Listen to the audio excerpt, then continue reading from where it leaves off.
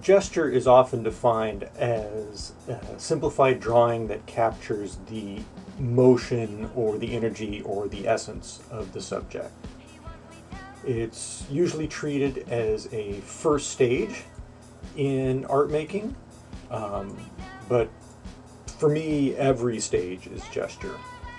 It's so the essence of every motion. So when I'm refining proportion, I'm thinking about how that reinforces the gesture. When I'm doing anatomy and structure, I'm thinking about the gesture of those forms and that shoulder, for instance.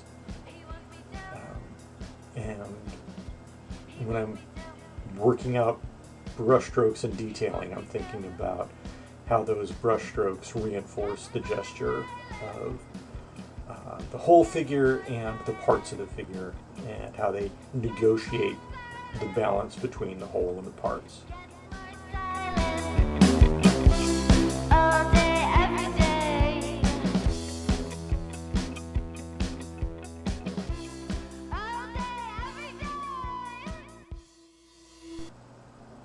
One of the most common questions I get these days is what's with all the floating fish?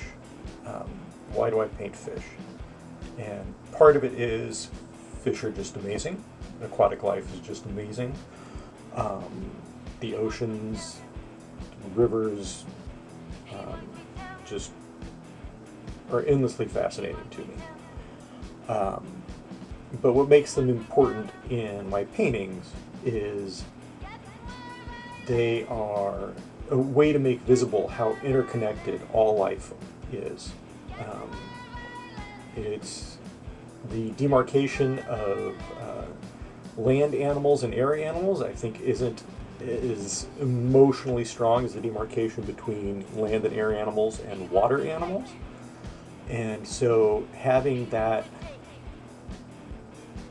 border completely disregarded and emphasizing instead the unity of those of us earthlings who walk, crawl, and fly, and those of us earthlings that swim, and how interdependent our lives and our environments are on each other, is the motivation behind that juxtaposition.